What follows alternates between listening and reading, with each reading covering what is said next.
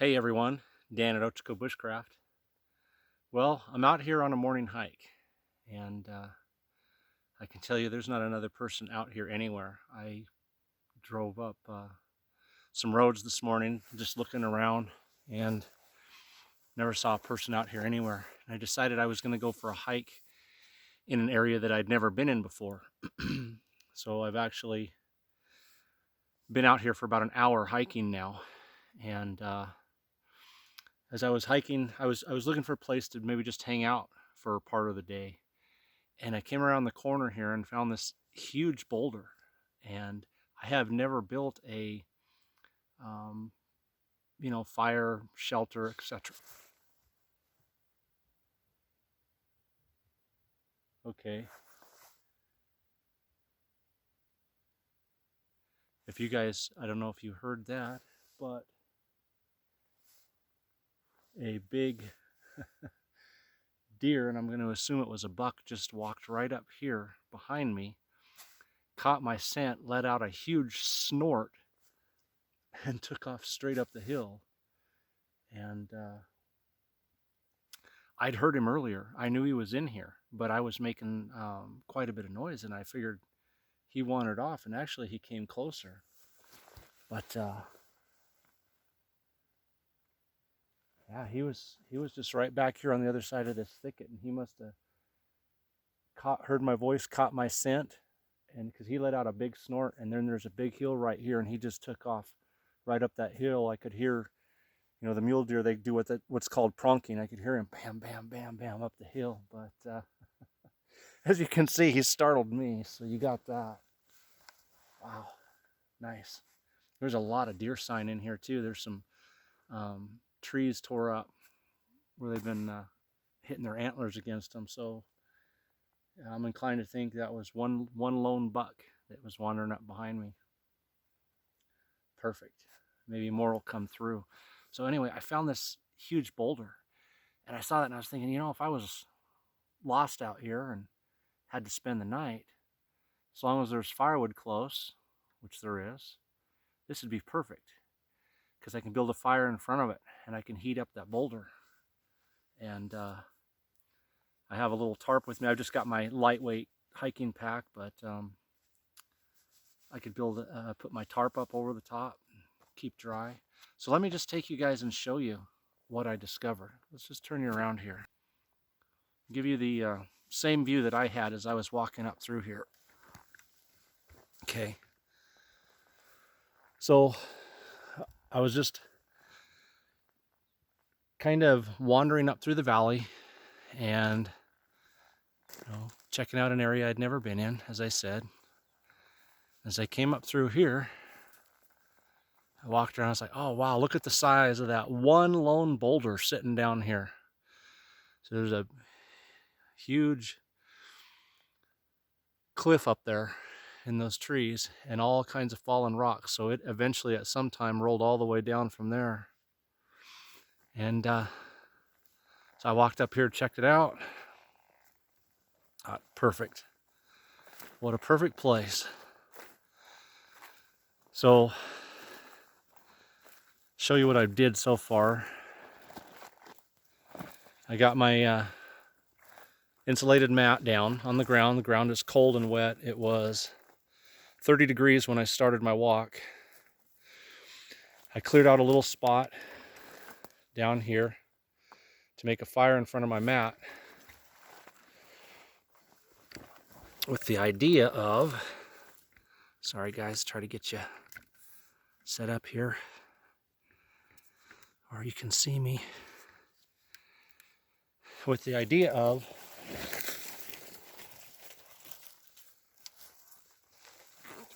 sitting right in here, building a fire, having the heat come up, heat up the rock behind me. Got my little Spec Op Brands EDC pack with, I got enough food for a day. I got a quart of water in here. I am probably a good mile from a creek, so it'd be a good walk to go refill, but for staying warm and dry in an emergency situation, this rock is nice. As I said, I could put my tarp tied off to a tree there. I've got enough cordage to tie it off to another tree here and give myself a roof, build a longer fire, stay right up against this rock, and I'd be good and warm and dry for the night.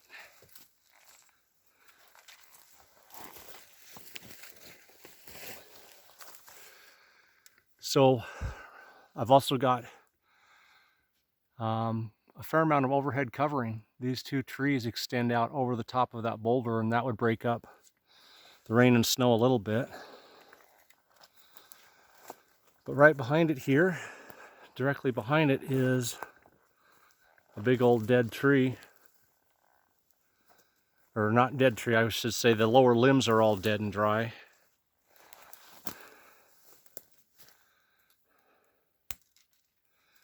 So you guys can hear that. Nice and dry. Yep.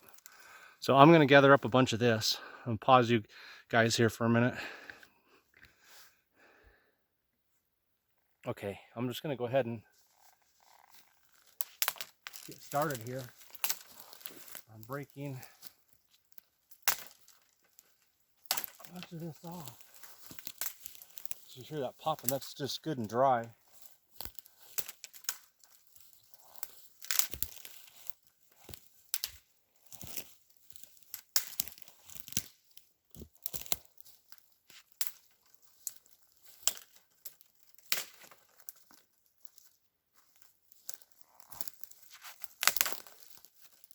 Yeah, very nice.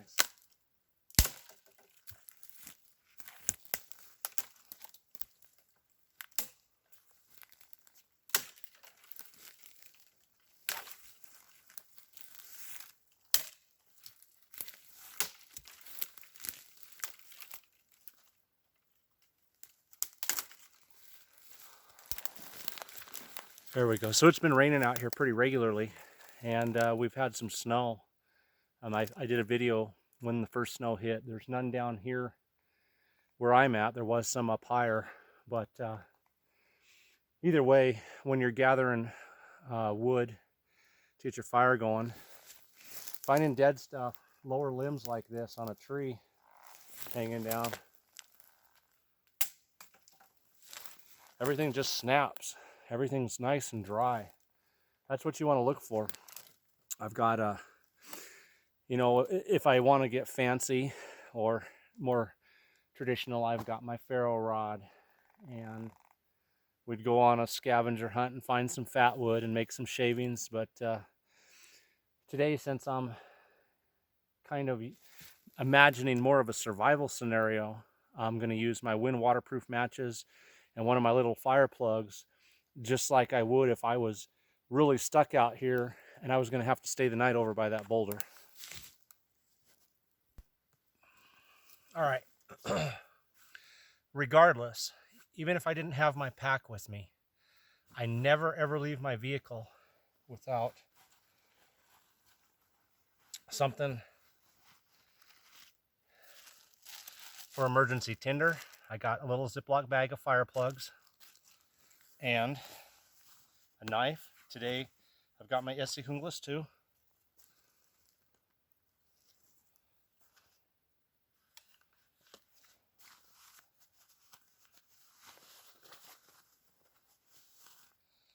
Windproof, waterproof matches. Okay, no matter what, I got out of my vehicle maybe just because I needed to go off and have a restroom break, whatever, or something caught my eye. These things are in my pocket. The knife's on my belt. Something absolutely crazy happens and I can't get back to my rig. With my big knife, I can chop tree boughs and get debris down on the ground to keep me insulated. I can gather up poles. There's plenty of fallen poles around here, that's for sure. And make a shelter. I can get fire going. And once I got fire going, I can get a big fire going. Somebody knows at least the rough area that I'm in. I can take green tree boughs, put them on the flames, put up smoke, and get help. So this weighs nothing. And if you're in the woods, you should have a knife on your belt. So getting out of your rig, even when you think it's just for a couple-minute walk, have some stuff in your pockets, and a knife on your belt, because strange things have happened. You could get out of your vehicle and a wind comes up and a tree lands on your vehicle and there ain't no getting back in your vehicle. You just never know. So even if you think you're getting out of your vehicle for just 1 minute, have some stuff in your pockets and on your belt. Okay, because I've got these fire plugs which burn for about 5.5 minutes nonstop. And because this wood is fairly dry, you heard how dry it is, I'm not going to worry too much about stacking small stuff or fine stuff or anything, because those fire plugs are going to get it going. So what I'm going to do is I'm just going to make some round piles, but I'm going to crisscross them.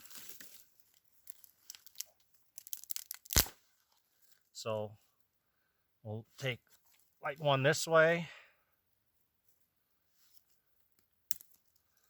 and then we'll put one this way over top of it.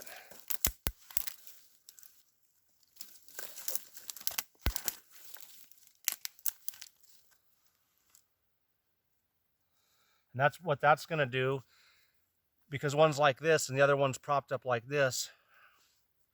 There's airflow underneath, and that's going to help ignite that. And then the stuff that's burning will fall down below, and it'll just kind of burn its way down and then back up again. And then from there, I'll go back to that tree and I'll start getting some bigger stuff. But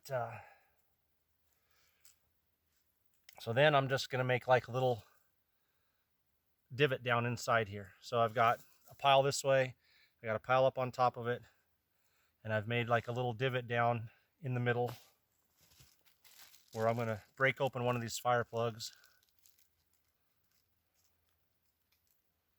shove it down in there.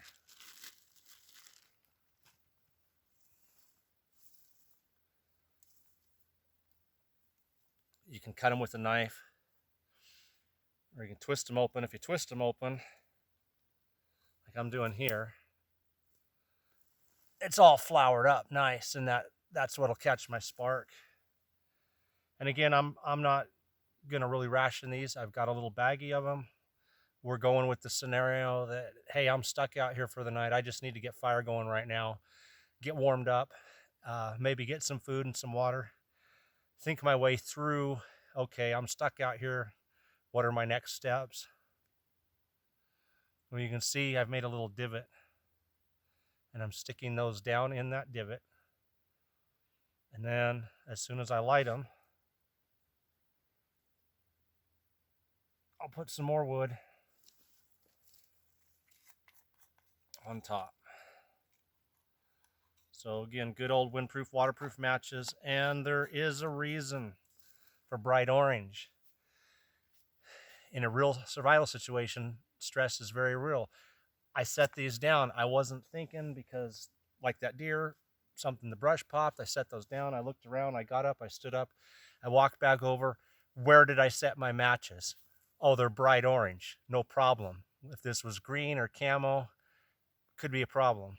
So there's a reason for the stuff that you shove in your pockets. Bright orange. Orange and pink, depending on the brand of fire plugs. There's a reason for the bright colors.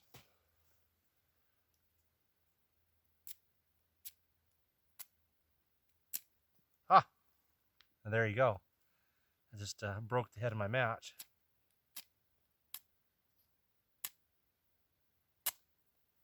There we go. We'll just light it on my fingers here. Set it down in there. Okay. Stuff happens that you don't expect. So those are sitting down in the little divot. And now I'm going to just take some of these smaller dry pieces and log cabin them up over the top of the place where those fire plugs are. And there's airflow coming up from underneath.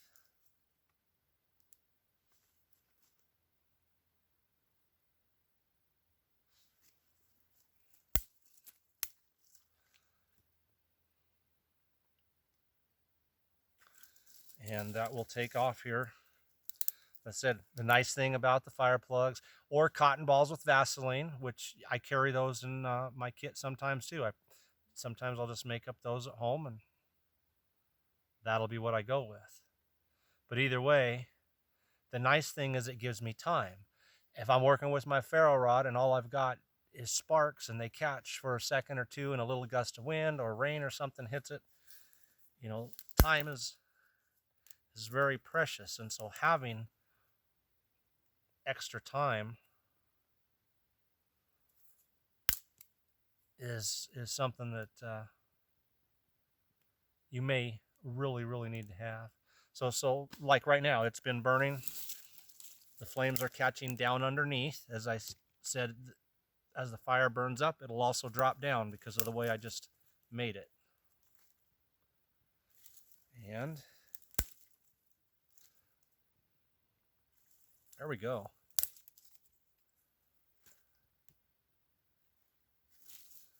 All right, a couple more and we'll take on another project. I got all that dry wood on that tree behind me. I still got a bunch more here that I gathered up earlier. So I wanted to get a fire going.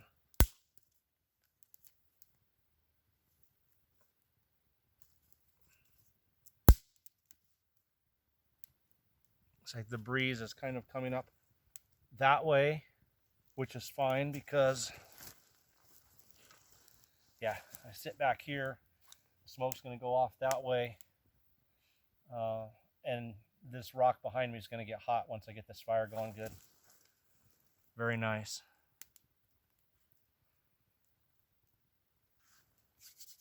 That will burn.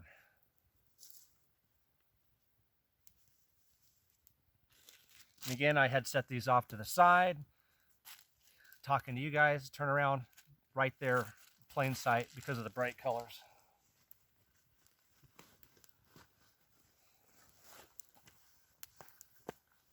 I had somebody ask me if you notice I carry my knife unsnapped, and there's a reason for that because this is my one self-defense tool out here. So if I was moving around in a way that the knife were to be upside down or something, I would snap it. But whenever I'm out here walking around, working around camp like I am now, I deliberately keep it unsnapped so that I have very quick access to it. Had that not been a deer behind me and it been something a little more aggressive and I seen it coming, my knife would have came out. Okay.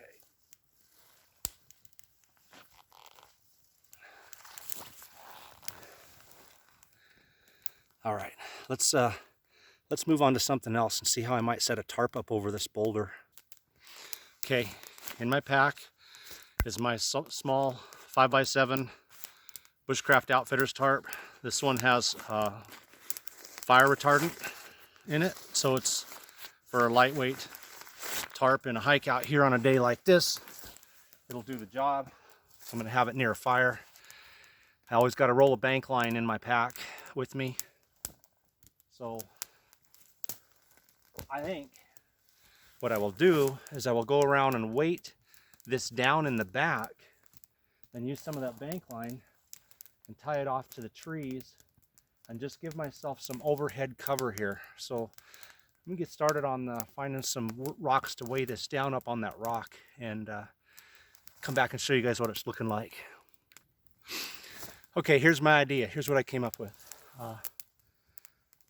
Put my tarp across the front of the rock, weighted it down with some big heavy rocks in back so that I can put tension on the rope. And I'm thinking something like this, just tying off this corner to this tree, that corner to a tree over there, And that gives me a sheltered area where my insulated mat is, and then this fire is going to cast heat up under that rock. So if I'm stuck out here for the night, that'll work. All right.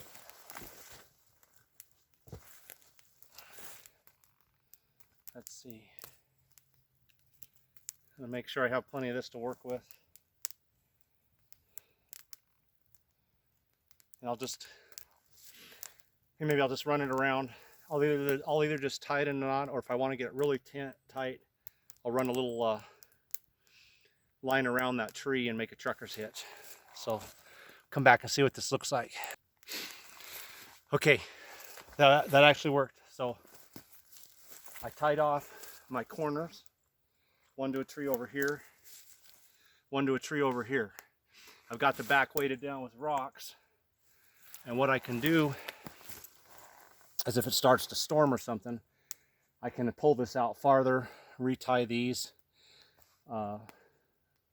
whatever. But right now, I've got just enough cover. Keep my fire stoked back up here. I've got just enough cover that if it does start to rain or snow, I'll stay dry and be up out of the wind and have the heat from the rock right behind me. So here's what we came up with. I'll turn you around in a second, but I got that big roaring fire right here in front of my hands. And I can feel the heat coming up. The wind's blowing this way now, so it's actually turned and blowing the smoke downhill, which is perfect. I've got an insulated mat underneath me, so I'm protected from the ground. My pack makes a nice pillow. And I got overhead cover that's adjustable. Now right now, the sun's coming out. So I'm gonna get up and I'm gonna flip this back, and I'm gonna have all the sun coming in.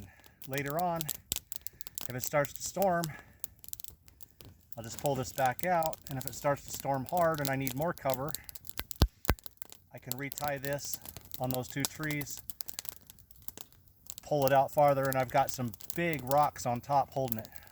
And like I said, what's really nice, just that small fire right now, the heat's getting trapped up in here. It's getting trapped under the tarp, and it's reflecting off this rock, and it feels, wow, it feels amazing. I want to give you guys one look at this fire. Oh, let's see.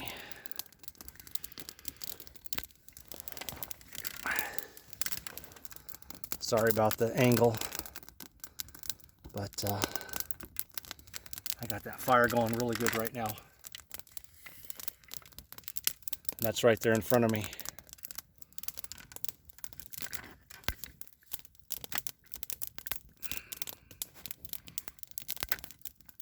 And so I'm set up.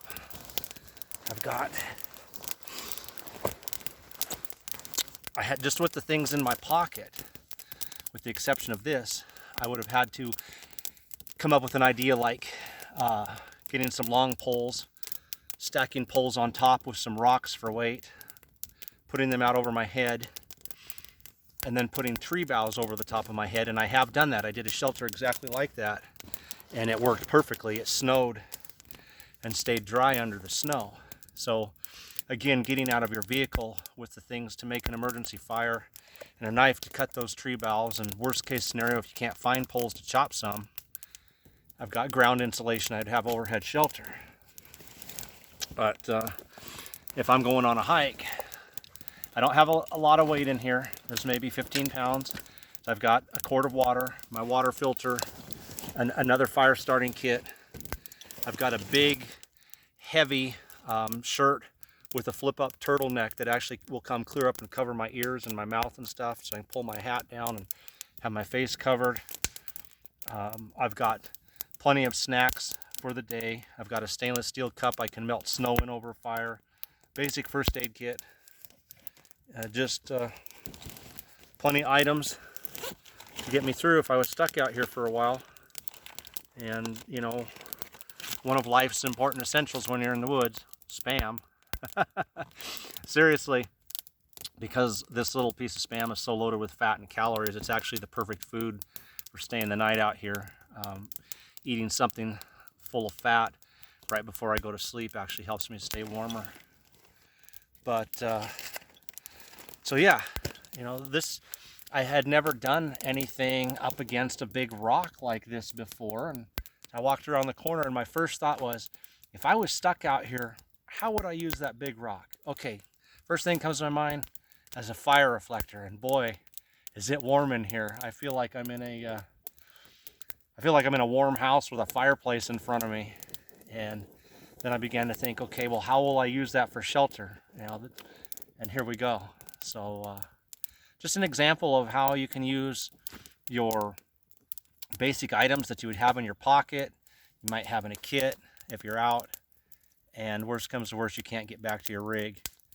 And like this time of year where, you know, everything's wet and it's safe to have a fire, it's the number one priority, because once you get that fire going and you get a big fire, you can take things that are green grasses, green tree boughs, green leaves, and start, you know, get a big fire going and then start putting these on your fire and just put up a roaring smoke. And as long as you've done the number one most important thing, let somebody know where you're going and when you should be back. I told people I would be back before tonight.